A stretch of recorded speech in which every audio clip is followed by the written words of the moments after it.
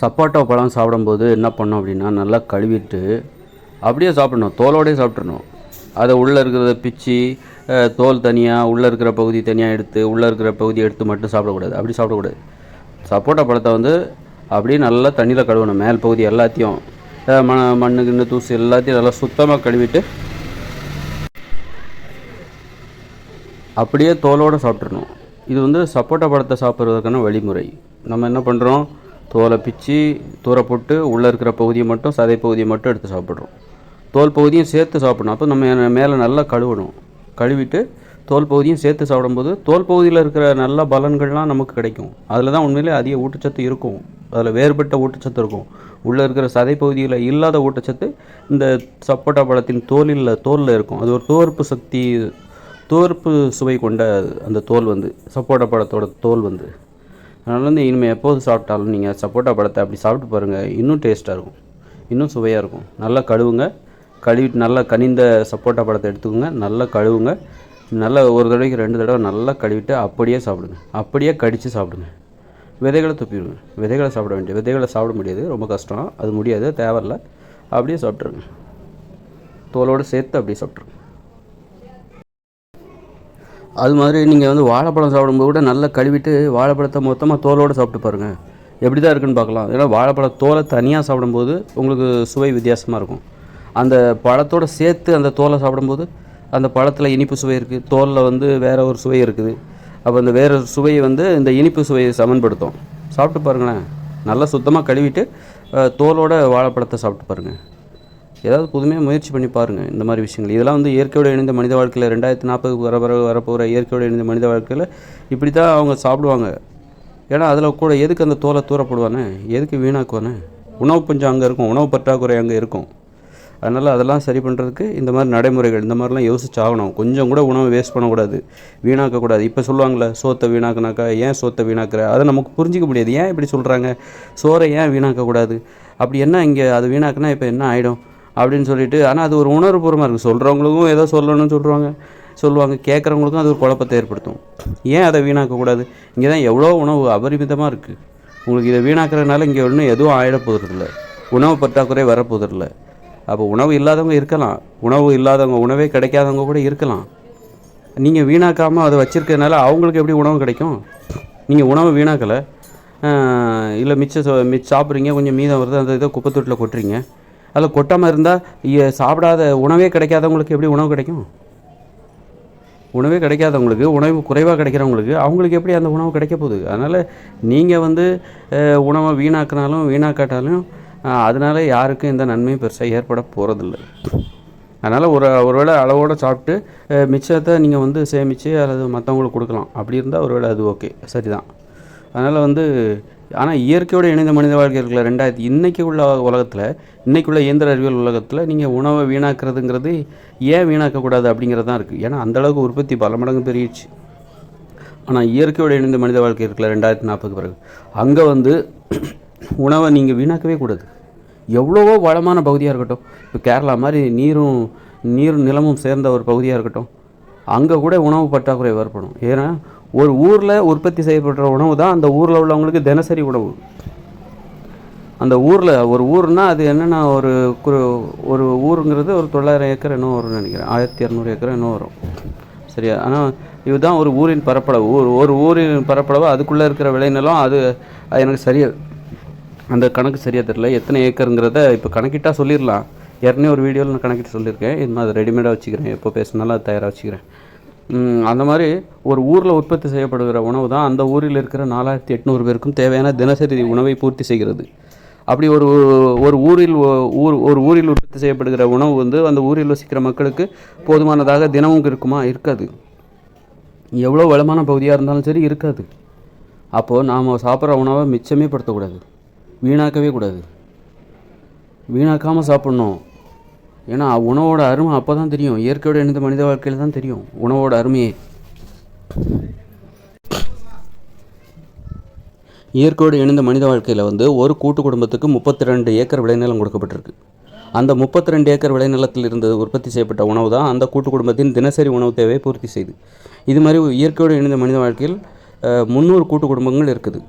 அப்போ 300 கூட்டு குடும்பத்திற்கும் தலா 32 ஏக்கர் விளைநிலம் கொடுக்கப்பட்டால் அந்த ஊரின் மொத்த விளைநில பரப்பளவு என்ன? 9600 ஏக்கர் விளைநிலம். ஒரு ஊரின் மொத்த விளைநில பரப்பளவு இயற்கையோடு இணைந்த மனித வாழ்க்கையில் ஒரு ஊரின் மொத்த விளைநில பரப்பளவு 9600 ஏக்கர் விளைநிலம். 9600 ஏக்கர் விளைநிலத்தில் உற்பத்தியாகிற உணவுகள் தான் அந்த ஊரில் வசிக்கிற 4800 பேருக்கு தினமும் உணவு தேவை பூர்த்தி செய்வதற்காக அந்த விளைநிலம் பயன்படும். அந்த விளைநிலத்திலிருந்து தினமும் 4800 பேருக்கு உணவை பூர்த்தி செய்ய முடியுமா? ஒரு 8 வயசு ஒவ்வொருத்தருக்கும் 2 ஏக்கர் விளைநிலம், 2 ஏக்கர் விளைநிலம் கொடுக்கப்படுகிறது. ஒரு குடும்பத்தில் 18 பேர் இருப்பாங்க, 16 பேர் இருப்பாங்க அதிகபட்சம். 16 பேருக்கு 32 ஏக்கர் விளைநிலம் கொடுக்கப்பட்டிருக்கு. இதுவே அதிகம் அப்படின்னு. ஆனால் எவ்வளோ தான் நீங்கள் கொடுத்தாலும் நீங்கள் இது பத்தாது, எங்களுக்கு நிறைய வேணும் அப்படின்னா கூட இன்னும் 2 மடங்கு வேணும் அப்படின்னா அதில் இன்னும் நிறைய சிக்கல். எல்லாருக்கும் நிலம் வேணும்ல, இந்த உலகத்தில் இருக்கிற எல்லாத்துக்கும் நிலம் வேணும், நிலப்பரப்பளவு வேணும், விவசாய நிலம் வேணும். ஒரு ஊரின் பரப்பளவு அதிகமாகிடுச்சுனாக்கா அதனால் வேறு சிக்கல்கள் வரும். இன்னொரு ஊருக்கும் உங்களுக்கும் இடைவெளி அதிகமாகும், உறவுமுறை குறைஞ்சிரும், உறவுமுறை பாதிக்கப்படும். அதனால் நிறைய சிக்கல்கள் இருக்குது. அதனால் ஒருத்தருக்கு 2 ஏக்கர் விளைநிலம். ஒரு ஊரில் ஒரு கூட்டு குடும்பத்தில் 16 பேர் இருப்பாங்க. சின்னவங்க பெரியவங்க இப்போ பிறந்தவங்க முதற்கொண்டு வயசானவங்க முதற்கொண்டு 16 பேர் இருப்பாங்க. 16 பேருக்கு மொத்தம் 32 ஏக்கர் விளைநிலம். இப்படி ஒரு ஊரில் 9600 ஏக்கர் விளைநிலம் கொடுக்கப்படுது. அந்த ஊரில் மொத்த மக்கள் தேவை எண்ணிக்கை அதிகபட்சமாக 4800 பேர் இருப்பாங்க. 4800 பேருக்கு தினசரி உணவு தேவையை அந்த 9600 ஏக்கர் விளைநிலத்திலிருந்து தான் கொடுக்க வேண்டும், உற்பத்தி செய்து கொடுக்க வேண்டும். அப்படி இருக்கும்போது எவ்வளோ தான் வளமான பகுதியாக இருக்கட்டும், ஒரு கேரளா மாதிரி வளமான பகுதியாகவே இருக்கட்டும், நம்மளை காவிரி டெல்டா பகுதி மாதிரி வளமான பகுதியாகவே இருக்கட்டும், வளமான பகுதியாக இருந்தாலும் காவிரி டெல்டாவில் நெல் தான் அதிகமாக உற்பத்தி செய்கிறாங்க. அதை நான் சொல்லலை. இயற்கையோடு இணைந்த மனித வாழ்க்கையில் அங்கே காய்கறிகளையும் பழங்களையும் தருகிற மரங்களை தான் வளர்ப்பார்கள். நெல்லெல்லாம் கொஞ்சம் கொஞ்சமாக தான் வளர்ப்பாங்க. நெல்லெல்லாம் அதிகமாக உற்பத்தி பண்ண மாட்டாங்க. காய்கறிகள், பழங்கள், கீரைகள், கிழங்குகள் இதை தான் உற்பத்தி பண்ணுவாங்க. ஒரே காடுகளாக இருக்கும். பழங்களையும் காய்களையும் தருகிற காடுகள், மரங்கள், வளர்கிற காடுகள். இதில் இதன் மூலம் தினசரி உணவு தேவையை நம்ம பூர்த்தி பண்ணணும். 9600 ஏக்கர் விளைநிலத்திலிருந்து ஒரு ஊரில் வசிக்கிற 4800 பேருக்கு தேவையான தினசரி உணவு தேவையை நம்ம பூர்த்தி பண்ணணும். அது எவ்வளோ தான் வளமான பகுதியாக இருந்தாலும் உங்களுக்கு கிடைக்கிறது கஷ்டம் தினமும். அப்போது நம்ம ஒவ்வொரு உணவையும், ஏன்னா காய்கறியெல்லாம் அது தினம் உற்பத்தி பண்ணாது. அது சீசனில் தான் உற்பத்தி ஆகும். சில சீசனில் சில பருவகாலங்களில் அதிகமாக உற்பத்தி ஆகும். சில பருவங்களில் இன்றைக்கி விவசாய நிலத்தில் ஒன்றும் கிடைக்கல சாப்பிட்றதுக்கு. அப்படிங்கும்போது அங்கே நிறைய உணவு மேலாண்மைன்னு ஒன்று இருக்குது. இயற்கையோடு இணைந்த மனித வாழ்க்கையில் உணவு மேலாண்மைன்னு ஒன்று இருக்குது. அதாவது உணவை நம்ம சேமித்து வைக்கணும். அதாவது ரொம்ப காலத்துக்கு வரா மாதிரி நம்ம மிட்டாய் மாதிரி சுவையாக மாற்றி மிட்டாய் எப்படின்னா கடலை மிட்டாய் கரும்பு வெல்லம் பாகு அதில் ஊற்றி கடலையை வறுத்து உருண்டை பிடிச்சி நிறைய சேமித்து வைக்கணும். எறும்பு போகாமல் பார்த்துக்கணும். அதை டெய்லி இப்படி ஒவ்வொருத்தருமே செஞ்சு வைக்கணும் முன்கூட்டியே. அப்போ தினசரி உணவு தேவை எப்படி பூர்த்தி பண்ணுறதுன்னா இப்படி தான். டெய்லி ஒரு 2 உருண்டை எடுத்து வாயில் போட்டுக்க வேண்டியதான், ஒரு உருண்டையாவது வாயில் எடுத்து போட்டுக்க வேண்டியதான்.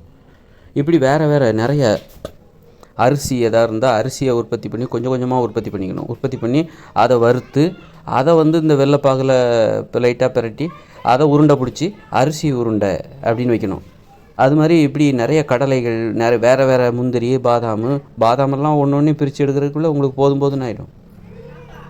அப்புறம் இப்படி ஒவ்வொன்றா எதெல்லாம் சாப்பிட்லாமோ இதெல்லாம் நம்ம வறுத்து உணவாக சேமித்து, ஏன்னா தினசரி உங்களுக்கு உணவு கிடைக்க கஷ்டம். தினசரி உங்களுக்கு மரத்துலேருந்து காய்கள், பழங்கள் கிடச்சிக்கிட்டே இருக்காது. மாம்பழம்லாம் சீசனில் தான் வரும். காய்கள், வெண்டைக்காவோ அதெல்லாம் ஒரு காலத்தில் தான் வரும். எல்லா நாள்லேயும் உங்களுக்கு வெண்டைக்காவோ கேரட்டோ கிடச்சிக்கிட்டே இருக்காது. அப்போ எல்லா நாளும் உங்களுக்கு தாவரங்களிலேருந்து உணவு கிடச்சிக்கிட்டே இருக்காது. எல்லா நாளும் பால் கிடைக்காது, எல்லா நாளும் முட்டை கிடைக்காது. முட்டை போடும்போது தான் நம்ம வாங்க முடியும். பால் கறக்கும்போது தான், கறந்தால் தான் உண்டு. அதனால் எல்லா நாளும் உங்களுக்கு உணவுக்கு உத்தரவாதம் கிடையாது. நாளைக்கு என்ன பண்ணுவோங்கிற பயம் இருக்கும். அப்போது அந்த பயத்தை நம்ம போக்கி ஆகணும். அப்போ அதுக்கு ஒரு வழிமுறை என்னென்னாக்கா சேமித்து வைக்கணும். உணவை பதப்படுத்தி வேறு மாதிரியாக மாற்றி மதிப்பு கூட்டு நடைமுறை. அதாவது உணவை நம்ம வேர்க்கடலையே ஒரு வெள்ளைப்பாகோட சேர்த்து முட்டாயாக மாற்றுறது. அது மாதிரி வேறு ஏதாவது வழிமுறை இருக்கா? அரிசி இருக்குது, அரிசியை லைட்டாக வறுத்து அதை வெள்ளைப்பாகோட சேர்த்து முட்டாயாக மாற்றுறது. முட்டையாக மாற்றி இந்த மாதிரியான முட்டைகள் உண்டு. எள்ளெல்லாம் ரொம்ப கஷ்டம். அதை எள்ளுலேருந்து பிரித்து எடுக்கிறது ரொம்ப கஷ்டம். எள்ளு கிடச்சிதுன்னா அதை வந்து முட்டாயாக மாற்றி வைக்கிறது. அது மாதிரி வெள்ளைப்பாகில் புரட்டி எடுத்து உருட்டி ஒரு உருண்டை பிடிச்சி எள்ளு முட்டாயாக சேர்த்து வைக்கிறது. இப்படி என்னென்ன முட்டாய்களை சேர்க்க முடியுமோ அதை சேர்த்து வைக்கணும். அது மாதிரி வந்து பப்பாளி பழம் சாப்பிட்றோம், பப்பாளி விதை நிறைய மீந்து போகும். அந்த விதைகளெல்லாம் வந்து தூர போட்டுறக்கூடாது. நமக்கு வந்து திரும்பவும் மரக்கன்று நடுவதற்கு நம்ம பயன்படுத்தி போக மீதி உள்ள விதைகளை சேமித்து வச்சு அரைச்சி காய வச்சு அரைச்சி பவுடர் பண்ணி அதில் வந்து ஒரு கருப்பட்டி தூளை கலந்து அதை வந்து ஒரு டப்பாவில் போட்டு வச்சு, டப்பானா என்ன, ஏதாவது சுரைக்காய் குடுவை இயற்கையோடு இணைந்த மனித வாழ்க்கையில் தான் நான் இதை சொல்கிறேன். 2040 பிறகு வரப்போகுதுல அங்கே அது ஒரு சுரைக்காய் குடுவையோ அல்லது வேறு மாதிரியான டப்பா மாதிரி ஏதாவது ஒன்று இருக்கோ. இந்த திருவோடுலாம் சொல்லுவாங்க, திருவோடு இந்த முன்னாடி வந்து துறவிகள்லாம் பிச்சை எடுக்கிறதுக்காக பயன்படுத்துகிற திருவோடு ரொம்ப கடினமாக இருக்கும். அந்த மரம் எங்கேயா இருந்ததுன்னா அது ஒவ்வொரு ஊர்லேயும் வளர்க்கலாம். நாளைக்கு அது ஒரு இயற்கையோடு இணைந்த மனித வாழ்க்கையில் ஒரு தட்டு மாதிரி அதை பயன்படும். அதில் நிறைய உணவை சேமித்து வைக்கலாம்.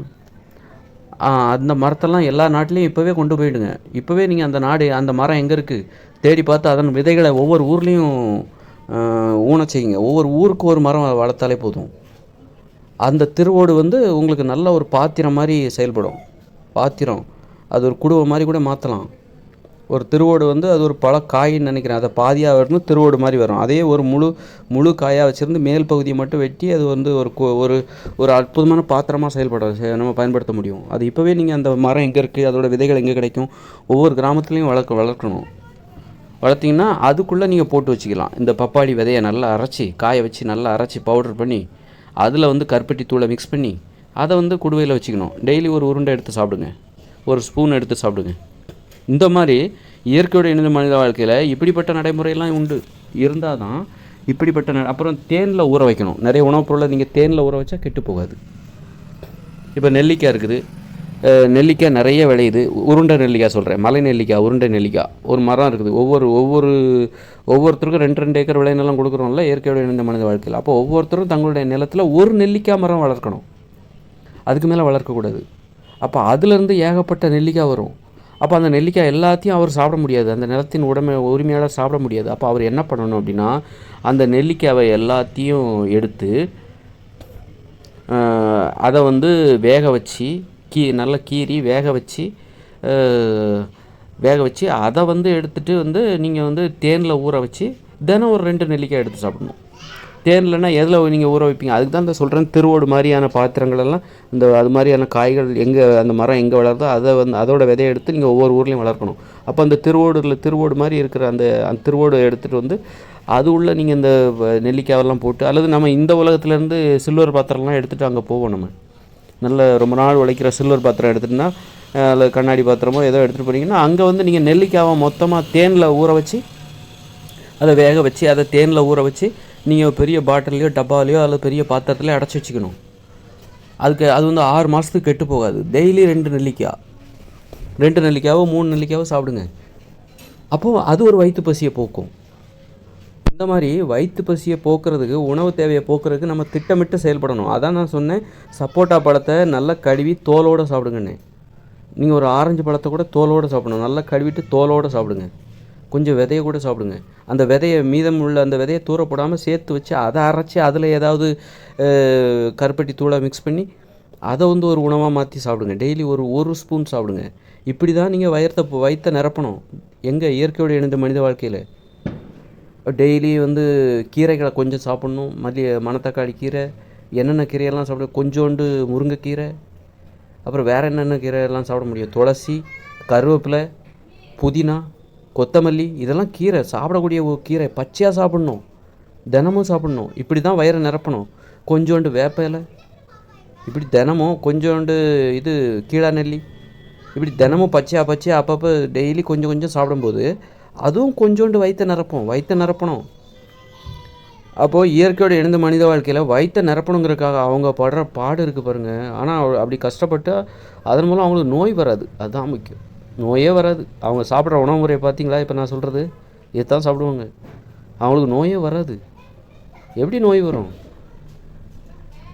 அதனால் வந்து அந்த அளவுக்கு மருத்துவ குணமுடைய நல்ல உணவுகளை சாப்பிட்றாங்க, பச்சையாக சாப்பிட்றாங்க, வயிற்றை நிரப்பணும். அது அவங்களுக்கு வந்து மோசமான உணவுகளே கிடைக்காது. அவங்க இந்த மாதிரி தான் சாப்பிடுவாங்க. அதனால் ஆரோக்கியமாக இருப்பாங்க. எந்தெந்த வகையில் வந்து ஒரு கூட்டாகவும் செயல்படுவாங்க. ஒவ்வொருத்தரும் தனித்தனி விலங்குலாம் தனித்தனி வீடு குடிசையெல்லாம் இருக்குது. ஆனால் வந்து ஒரு திட்டமிட்டு கூட்டாக செயல்படுவாங்க. ஒரு நெல்லிக்காய் அதோட நெல்லிக்காவை எடுத்து எல்லாத்துக்கும் பகிர்ந்து உண்டு எல்லாரும் அதை ரெடி பண்ணும்போது அது ஒரு தேன் நெல்லிக்காவை மாற்றும்போது ஒரு கூட்டு குடும்பமாக செயல்படுவாங்க. ஒரு மரம் ஒரு கூட்டு குடும்பத்துக்கு போதுமானது. அதில் கிடைக்கிற நெல்லிக்காவே அந்த வருடத்திற்கே போதுமானது. தினமும் நீங்கள் 3 நெல்லிக்காய் சாப்பிடுவீங்க. நீங்கள் தேனும் வளர்ப்பாங்க, தேன் கூடும் வளர்ப்பாங்க. ஏன்னா அதெல்லாம் காடு. இவங்களே வளர்க்குற மனித உயிர்களே திட்டமிட்டு வளர்க்குற உணவு பழங்களையும் காய்கறிகளையும் கனிகளையும் தருகிற காடு அது. அந்த காட்டில் ஏகப்பட்ட தேனியை எப்படி வளர்க்கணுங்கிறதையும் கற்றுப்பாங்க. தேனி பெட்டியை கூட நம்ம இப்போ சேகரித்து வைக்கலாம். இப்போ நம்ம செஞ்சு அங்கே எடுத்துகிட்டு போகலாம். அதாவது உலோகங்களால் ஆன தேனி பெட்டி, அதாவது துருப்பிடிக்காத தேனி பெட்டி. அது ஏதாவது உங்களால் தயாரிக்க முடிஞ்சால் தயாரித்து வச்சுக்கோங்க.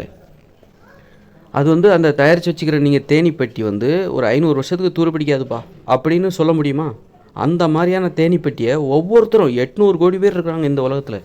ஒவ்வொருத்தரும் ஒன்று வச்சுக்கோங்க. ஒன்று குறைஞ்சது 1, நீங்கள் 2, 3 கூட வச்சுக்கோங்க. அப்போ ஆளுக்கு 2, 3னா ஒருத்தர் 2, 3 எடுத்துகிட்டு போகிறாங்க. 3 தேனி பெட்டி எடுத்துகிட்டு போகிறாங்கன்னு வச்சுக்கோங்க. அதில் 2 தேனி பெட்டினா 1600 கோடி தேனி பெட்டி இந்த நம்ம உற்பத்தி செய்யணும். ஒரு 500 வருஷம் உழைக்கிற மாதிரி இருக்கணும். அது துருப்பிடிக்கக்கூடாது. அந்த தேனி பெட்டி மூலம் அவங்க தேனியை உற்பத்தி பண்ணுவாங்க. அந்த தேனி பெட்டி இருக்கிற வரைக்கும் தேனியை உற்பத்தி பண்ணுவாங்க. அது போயிடுச்சுன்னா அவங்க செயற்கையாகவே உண்டு பண்ணுவாங்க. செயற்கையாகவே எப்படி தேனி பெட்டியை வந்து எப்படி செயற்கையாக மரப்பொருட்கள் தாவர பொருட்களிலிருந்து எப்படி தயாரிப்பது என்கிற அந்த தொழில்நுட்பத்தை அவங்க கண்டுபிடிப்பாங்க. அது ரொம்ப ஈஸி தான். தேனி பெட்டி மாதிரியான ஒரு பெட்டியை வந்து அவங்க வந்து மரக்குச்சிகளை வச்சு அடுக்கி ஒன்றோட ஒன்று ஒட்ட வச்சு வேப்பம்பிசினால் ஒட்ட வச்சு அதன் மாதிரி அவங்க செய்கிறதுக்கு வாய்ப்பு இருக்குது. அதனால் தேனை வந்து உற்பத்தி பண்ணுவாங்க. தேன் மூலமாக வந்து இந்த நெல்லிக்காய், தேன் நெல்லிக்காய் வந்து ஏன்னா நெல்லி மரம் வந்து ஒவ்வொரு கூட்டு குடும்பத்துக்கு ஒரு மரம் வச்சாலே அதில் அவ்வளோ நூற்றுக்கணக்கான 1000 நெல்லிக்காய் வரும். ஒரு குடும்பத்துலேயே 32 பேர் தான் இருக்கிறாங்க. 32 பேரும் ஒவ்வொருத்தருக்கும் எல்லாம் 2, 3 மரம் வச்சுன்னா ஒவ்வொருத்தருக்கும் 100, 200, 300 மரம் நெல்லிக்காய் அல்லது 1000 நெல்லிக்காய் கூட இருக்கும். பெட்டியாக அடுக்கி வச்சு பதப்படுத்தி அவ்வளோ தேன் கிடைக்கும். தேனை ஊற்றி பதப்படுத்தி அதை டெய்லி ஒரு 3 நெல்லிக்காய் சாப்பிடுவாங்க. வயிற்றை நிரப்பணும். ஏன்னா இயற்கையோடு இணைந்த மனித வாழ்க்கையில் வயிற்றை நிரப்புறது மிகப்பெரிய போராட்டம். நீங்கள் அங்கே எதை சாப்பிட்டாலும் அது உங்களுக்கு நல்லது தான் வரும். ஏன்னா அங்கே உப்பு கிடையாது. பெரும்பாலும் சமைச்சு சாப்பிட்றதுக்கு வழி இல்லை. தீயை வந்து அடிக்கடி உங்களால் பற்ற வைக்க முடியாது. தீப்பெட்டி கிடையாது அங்கே உப்பு கிடையாது. அதனால் பெரும்பாலும் பச்சையாக தான் சாப்பிட்ணும். அப்புறம் இந்த மாதிரி முட்டாயி அல்லது வந்து தேன் நெல்லிக்காய் இந்த மாதிரி மாற்றி வச்சு உணவுகள்லாம் இருக்கும். இதுவும் சாப்பிடணும்.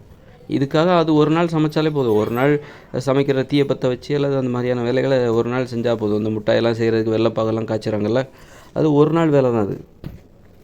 அதனால் இப்படி தான் நம்ம உணவு பற்றாக்குறைன்னு ஒன்று இருக்குது. அப்போ நம்ம எப்படி யோசிக்கணும், உணவை வீணாக்கக்கூடாது, அதற்கு எப்படியெல்லாம் யோசிக்கணும் அப்படிங்கிறத நம்ம தெரிஞ்சு வச்சுக்கணும். ஒரு மாம்பழம் சாப்பிட்றோன்னா தோலோடு கடித்து சாப்பிடுங்க. இன்றைக்கி சாப்பிட முடியாது. இன்னும் இயந்திர உலகில் வந்து மாம்பழம்லாம் வந்து கெமிக்கல் போட்டு விளைய வைக்கிறாங்க. அதனால் வந்து நம்ம தோலெல்லாம் வந்து உரித்து தூர போட்டுட்டு தான் சாப்பிடணும். ஆனால் இயற்கையோடு இணைந்த மனித வாழ்க்கையில் இங்கே தோலோடு சாப்பிடணும் மாம்பழத்தை. அது ஒரு 50 கிராம் வருதுல்ல. இங்கே ஒரு மாம்பழத்துலேருந்து தோலோட எடை மட்டும் 50 கிராம் வருது. 50 கிராமோ அல்லது 20 கிராமோ 30 கிராமோ வருது. இங்கே 2 மாம்பழம் சாப்பிட்டிங்கன்னா அதில் 60 கிராம் இருக்குல்ல. அதை நம்ம வீணடிக்கக்கூடாது. இந்த மாதிரி தான் இயற்கையோடு இணைந்த மனித வாழ்க்கையில் உணவு மேலாண்மைன்னு ஒன்று இருக்குது. அது ஒரு திறன். அந்த திறனை வளர்த்துக்கணும். அப்போ தான் அங்கே நீங்கள் சமாளித்து உயிர் வாழ முடியும். சும்மா வந்து எதுவுமே செய்யாமல் அப்படி இருந்துட்டு மூட நம்பிக்கையோடு இருக்க முடியாது. அதனால் அவங்க அறிவுடையவர்கள். அவங்க அதை திறம்பட செய்வாங்க. ஒற்றுமையாக அந்த வேலையை செய்வாங்க. அவங்க உடல் ஆரோக்கியமாக இருக்கும். நோயின்னா என்னன்னு கேட்பாங்க. நோயெல்லாம் கிட்டே வராது. எதிர்ப்பு சக்தி அவங்களுக்கு அதிகமாக இருக்கும். ஊக்கமாக இருப்பாங்க.